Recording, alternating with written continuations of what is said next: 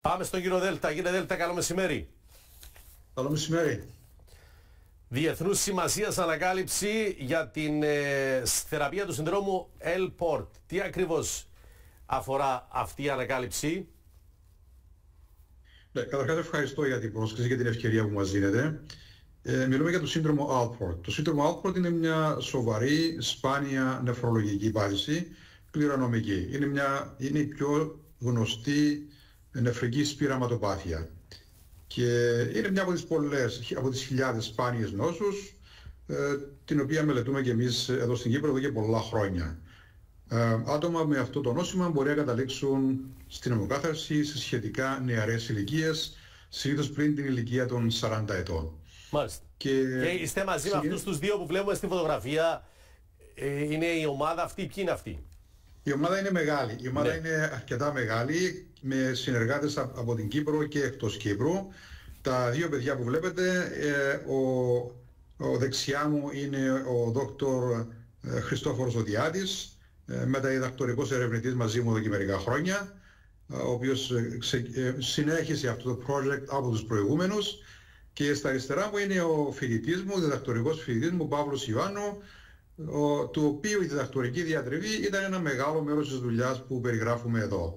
Οπότε είναι διπλή η χαρά, γιατί από τη μια ο φοιτητής μου τελειώνει με μια πάρα πολύ καλή δημοσίευση, και βεβαίως για όλη την ομάδα είναι μια πολύ ευτυχή συγκαιρία. Γιατί τέτοιες δημοσιεύσεις είναι σημαντικές για σας τους επιστήμονες. Είναι πολύ σημαντικές. Γι' αυτό τονίζω ότι είναι διπλή η χαρά, διότι πρόκειται για μια δημοσίευση στο καλύτερο νεφρολογικό περιοδικό παγκοσμίως, και δεν ήταν εύκολο, δεν είναι καθόλου εύκολο. Δηλαδή πήρατε την πιο συχνή γενετική παραλλαγή που είχαν εντοπίσει, που είχε εντοπιστεί ανάμεσα στους Κυπρίους ασθενείς με αυτό το σύνδρομο, και κάνατε εσείς τις έρευνες που έπρεπε να κάνετε. Ναι, ακριβώς. Επειδή, όπως είπα, μελετούμε αυτή την ασθένεια, ασχολούμαστε με αυτή την ασθένεια και άλλες παρόμοιες εδώ και πάρα πολλά χρόνια, από την δεκαετία του 90, 2000, και ναι, μέσα σε πάρα πολλές γενετικές παραλλαγές, είναι μια η οποία είναι πιο συχνή, είναι ιδιαίτερα πιο συχνή, ίσως αποτελεί το 40-45% των ασθενών με παρόμοια παθολογία, παρόμοια γενετική αιτιολογία, και τη μεταφέραμε σε ένα ποντίκιο σπυραματόζωο. Και αυτό το κάναμε για να μπορέσουμε να μελετήσουμε την συμπεριφορά των ποντικών. Ήταν μια δουλειά την οποία ξεκίνησα με μια άλλη προηγούμενη φοιτήτριά μου, μεταδιδακτορική συνεργάτητά μου, την Μυρτάνη Πιερή, η οποία είναι καθηγήτρια στο Πανεπιστήμιο Λευκωσίας τώρα.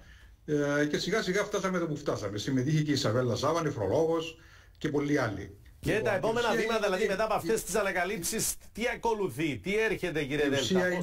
Η ουσία είναι ότι για πρώτη φορά φτιάξαμε ένα ποντίκι το οποίο έχει κάποια χαρακτηριστικά που δεν είχαν προηγούμενα πειραματικά μοντέλα. Και έτσι μπορέσαμε να ανακαλύψουμε καινούργια γνώση. Παράλληλα, οι πολλές διαφορετικές ανακαλύψεις που κάναμε αναφορικά με αυτό το νόσημα μας επέτρεψαν να διαμορφώσουμε μια πρωτότυπη, μπορώ να πω, καινοτόμο υπόθεση για το πώς μπορούμε να θεραπεύσουμε αυτό το ποντίκι. Και ξεκινήσαμε πριν μερικά χρόνια να δίνουμε σε αυτό το ποντίκι μια ουσία, ένα φάρμακο, το οποίο είναι ήδη εγκεκριμένο για άλλα νοσήματα. Ας μην πούμε σε τέτοιες λεπτομέρειες, αλλά είναι ήδη εγκεκριμένο. Γιατί αυτό είναι σημαντικό. Όπως λέμε, είναι επανατοποθέτηση εγκεκριμένου φαρμάκου, εγκεκριμένο από τον Ευρωπαϊκό και τον Αμερικάνικο Οργανισμό Φαρμάκων. Το πλεονέκτημα είναι δύο μεγάλα τα πλεονεκτήματα. Δύο τα μεγάλα πλεονεκτήματα. Το ένα είναι ότι έδειξε πάρα πολύ θετική ανταπόκριση το άρρωστο ποντίκι στην φαρμακευτική ουσία σε σύγκριση με το εικονικό. Και το δεύτερο είναι ότι επειδή το φάρμακο αυτό είναι ήδη εγκεκριμένο για κάποια άλλα νοσήματα, ενδεχομένως να προχωρήσουμε πολύ πιο γρήγορα στην εφαρμογή και δοκιμές στον άνθρωπο. Οπότε ήδη ξεκινήσαμε να δουλεύουμε πάνω σε αυτό, γιατί χρειαζόμαστε καινούργια χρηματοδότηση για να μπορέσουμε να ξαναδοκιμάσουμε και να επιβεβαιώσουμε αυτά τα ευρήματα πριν προχωρήσουμε στον άνθρωπο. Άρα δεν έχουμε λύσει τελεσίτικα το πρόβλημα, όχι, δεν θέλω να δώσω λανθασμένες εντυπώσεις και το έχουμε γράψει γι' αυτό, αλλά είναι σίγουρα ένα πολύ κρίσιμο θεμελιώδες βήμα μπροστά, και είμαστε πολύ πιο κοντά στο να προσφέρουμε μια θεραπεία η οποία και πάλι δεν είναι ριζική, δεν θα διορθώσει το γονίδιο, αλλά σίγουρα θα βελτιώσει την κλινική εικόνα του ασθενούς και θα του δώσει πολύ περισσότερα χρόνια νεφρικής λειτουργίας πριν καταλήξει στον τεχνητό νεφρό. Κάθε βήμα είναι σημαντικό. Ευχαριστώ πάρα πολύ, κύριε Δέλτα. Να είστε καλά, ευχαριστώ. Καλή συνέχεια.